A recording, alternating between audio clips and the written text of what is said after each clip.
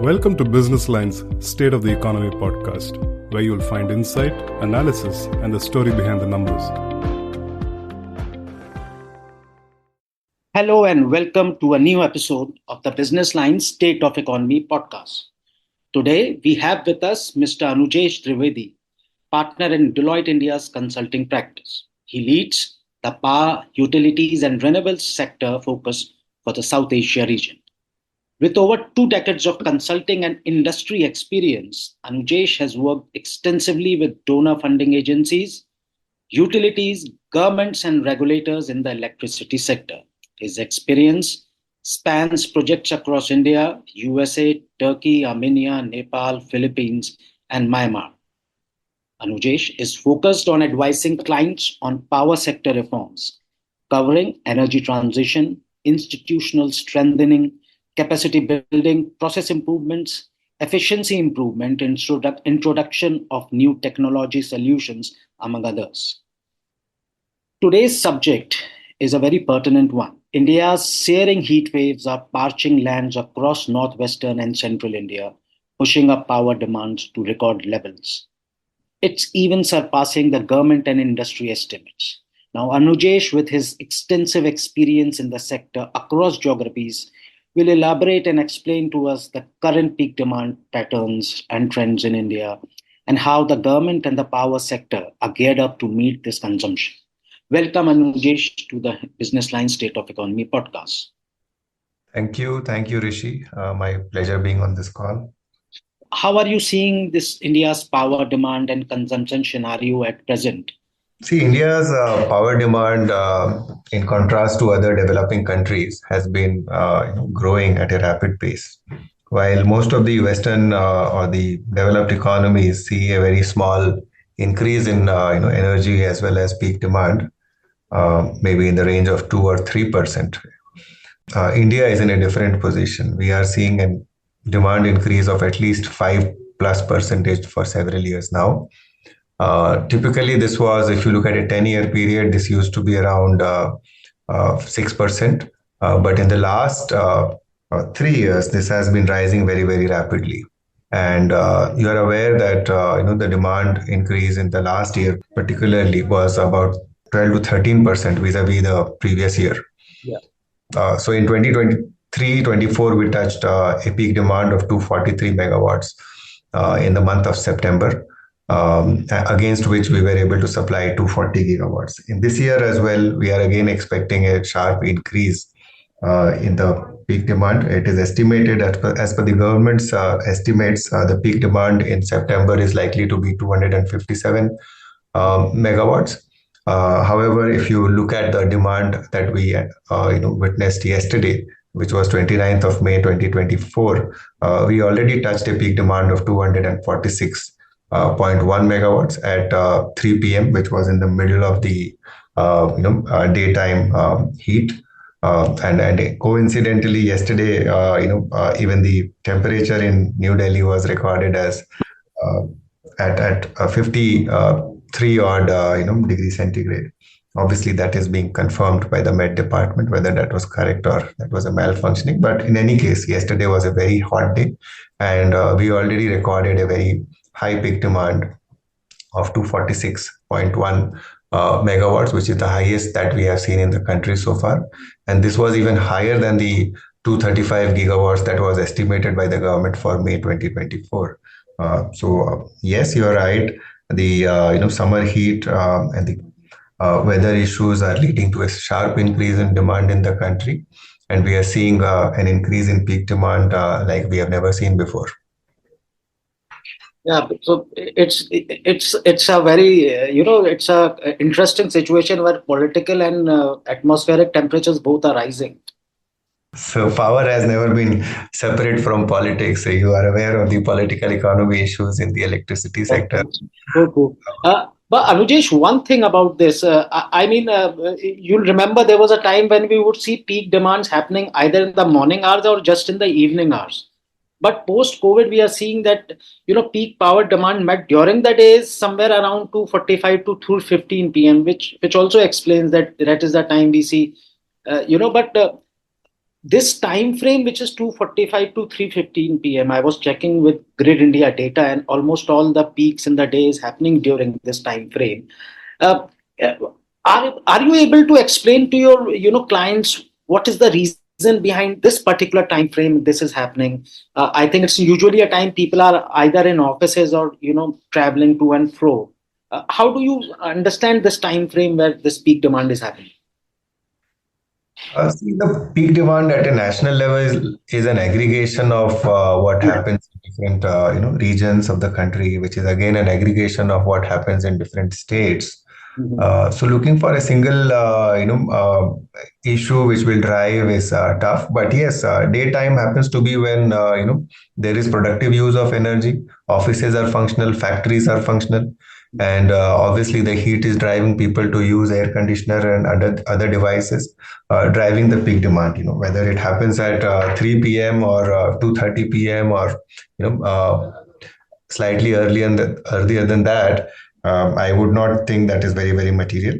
But yes, all of these factors are contributing. See, and as we see more economic growth, and as we see more prosperity coming in, this is going to rise further. Obviously, once manufacturing comes in, you should expect a much higher rise in peak demand. As people become more affluent, they will have these kind of loads, equipments in their home, which will drive the peak demand. So there are obviously multiple factors.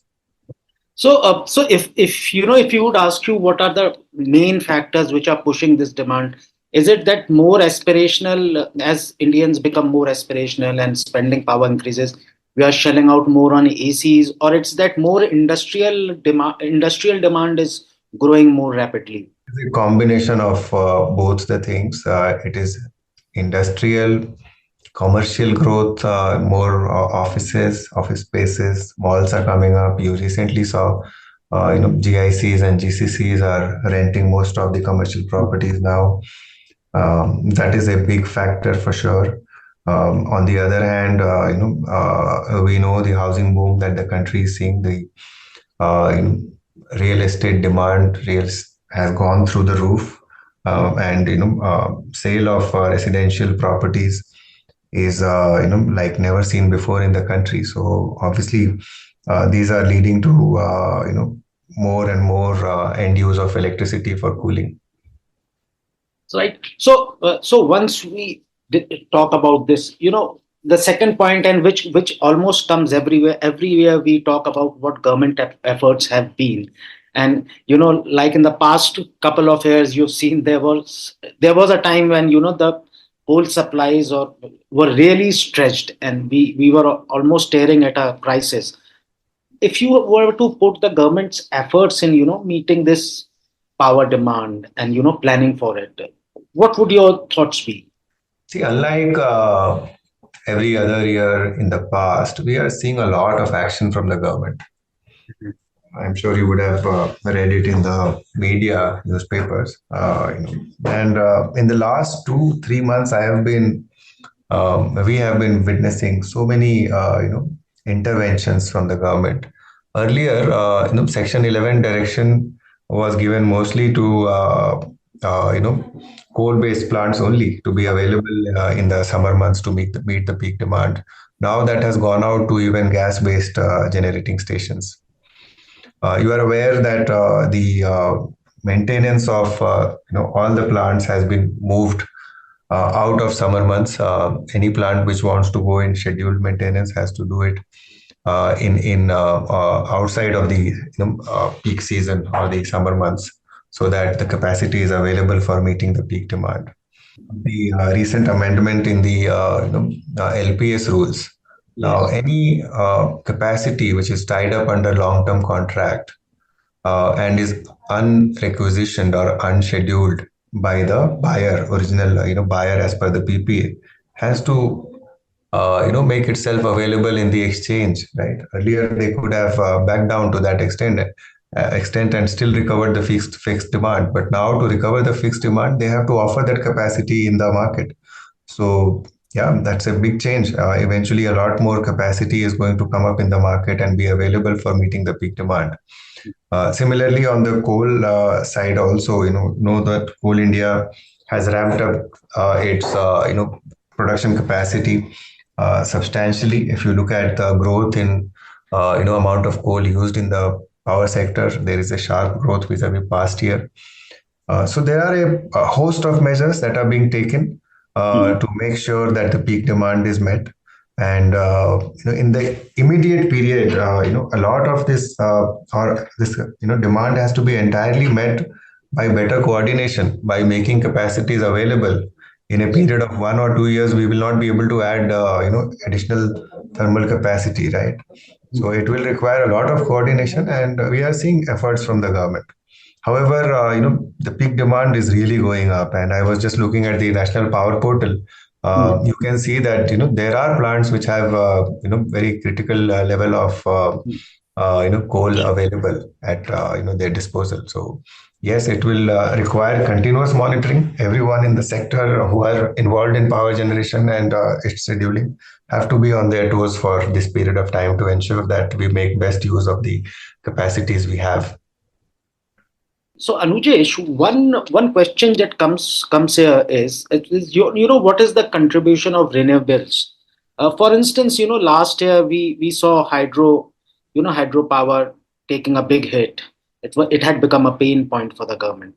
So last year, if you can explain to our listeners how has renewables been able to support the power demand? See, one of the good things is that the real peak demand is coming in the solar hours, right? Okay. So if the sun is shining bright and we have a huge, solar installed base in the country, and you are aware of the kind of capacity we have added in, the last 5 7 years in particular, in at the national level. So we have a substantial solar capacity at disposal, and the solar is contributing to meeting the peak demand. And therefore, the real challenge in terms of meeting the peak demand is really not when the peak demand is occurring, right? When the peak demand 246.1 megawatts that occurred, gigawatts that occurred yesterday was met by the country, right? True. Because it happened in the solar generating hours. So solar plus thermal, we are very, very adequately placed. We are meeting the peak demand.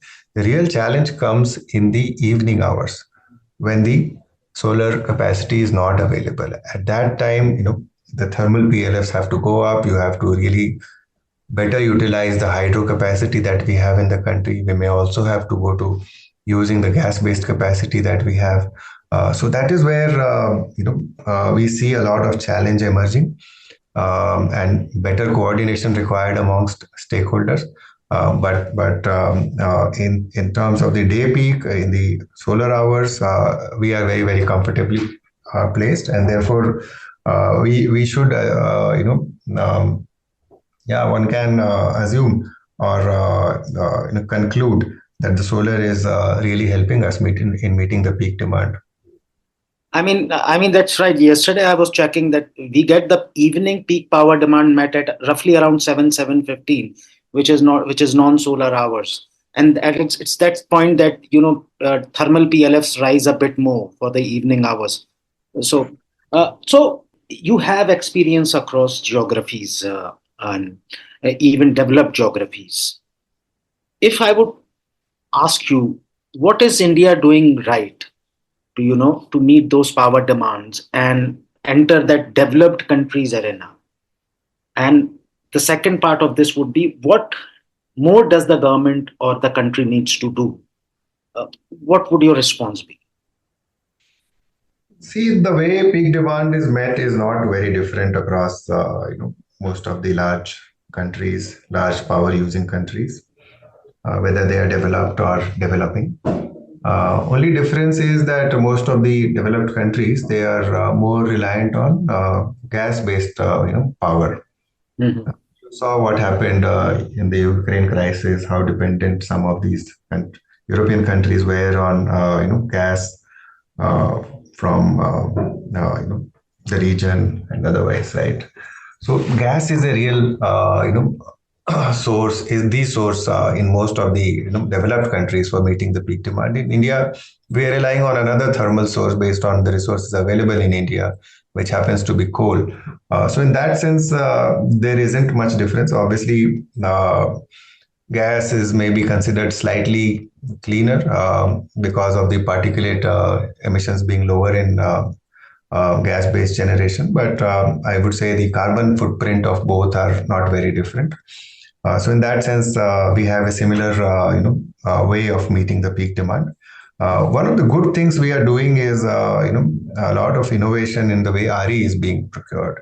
So we have seen a slew of or a host of, renewable energy around the clock RE/RTC bids. So combining solar, combining wind and storage, you can commit to a schedulable, dispatchable RE power, and that in the near future and in the times to come is going to substantially change how we are meeting our peak demand once RE becomes dispatchable and schedulable. So if we look at the current tariffs of firm and dispatchable RE, I think one is 4.52, that was Karnataka, and 4.37 rupees per unit. You find them these price points are competitive, or do we need to alter them up or down a bit? They are reasonably competitive. You have to compare that with any other dispatchable source of power, and yeah, it's not too high, right? If you compare that with maybe a full-fledged battery energy storage system at a grid scale to meet the peak demand, that would be much more expensive. So firm and dispatchable RE is one of the good ways of handling the situation right now. And since you spoke about gas, interestingly, on May 29 of the same day, the oil secretary said that they are pushing for removing GST from gas, so which would not only make it more affordable for CGDs, but even the power sector will gain out of it. We hope that happens faster. But do you think, I mean, it's really a little sidestep question, but do you think removing GST from gas will help, increase its attractiveness for the power sector? Because we always see that if gas prices go over $6 to $7 per MBTU, it becomes unviable for Indians. And even now it's in the high dam market segment, if you look at gas. So would that help, popularizing more gas use in power sector? See, I would answer it more generally. Power is not covered in the GST ambit as of now. So any input to the sector which has GST, the utilities are not able to take input credit. So to that extent, if the tax on inputs goes down, the sector as well as consumers are going to benefit. Thank you. So coming back to the subject at hand, Anujesh, you would have also that temperatures are suddenly rising more. The growth is incremental. Every year we see temperatures going up. But this year we're seeing extended heat waves. For instance, the weatherman says that and on a normal basis, we would have 4 to 5 heat waves in a month. But here the number has gone up to almost 22. So we are having anywhere between 15 to 22 heat waves in a month across our region. In such an instance, what role is weather here playing in power consumption? On the other side, on the West Pacific, Texas is facing a similar situation. They have something called a heat dome, which is really riling power markets over there.